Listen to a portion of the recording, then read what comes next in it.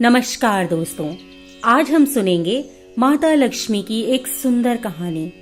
एक समय की बात है, एक बुढ़िया माई थी। उसकी 4 बहुएं थीं। वह चारों बुढ़िया की बहुत सेवा करती थी।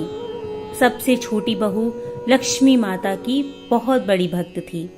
बाकी की तीनों बहुएं उससे ईर्ष्या करती थीं। बुढ़िया के पास 4 भैंसें भी थीं। समय बीतता गया। एक दिन सास ने तीर्थ यात्रा पर जाने का फैसला किया। उसने अपनी चारों बहुओं को बुलाया और कहा, मैं 1 महीने के लिए बाहर जा रही हूँ। मेरे आने तक तुम लोग घी इकट्ठा करना। इससे तुम्हारे कौशल का पता चलेगा।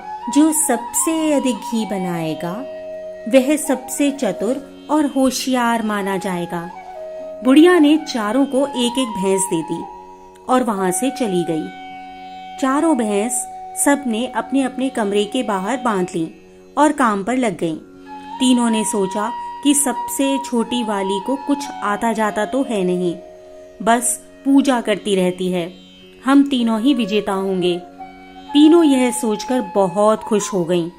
सबसे छोटी बहू सबसे पूछती रहती थी कि क्या करना है, घी कैसे बनाते हैं, परंतु कोई कुछ नहीं बताता।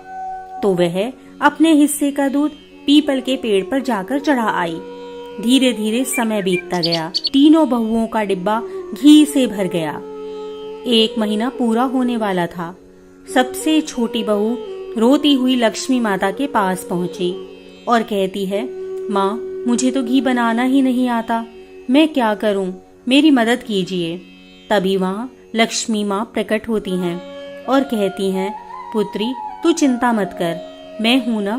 तभी लक्ष्मी माँ 3 छोटे छोटे घी के गोले उसे देती है और कहती है कि ये तीनों अलग अलग डिब्बों में डाल देना, तेरी समस्या दूर हो जाएगी। और फिर वह दिन आ ही गया जब सास वापस आ जाती है। सास के आते ही तीनों बड़ी बहुएं अपने घी का डिब्बा लेकर सास को दिखाती हैं। सास बहुत खुश हो जाती है। फिर सबसे छोटी बहू अपना घी का डिब्बा लेकर आती है। इतना घी देखकर तीनों बहुओं के पसीने छूट जाते हैं। वह बोलती है, तुझे तो घी ही बनाना नहीं आता था, तो तेरे पास इतना घी कहाँ से आया? जरूर तेरे पति बाहर से लाए होंगे। फिर छोटी बहू अपनी सास को सारी बात बता देती है। यह सुनकर सास को अपनी बहू पर बहुत गर्व होता है। तभी सास और चारों बहुएं मिलकर लक्ष्मी माता की पूजा करने लगती हैं और इस प्रकार लक्ष्मी माता ने अपनी भक्त की लाज रखी।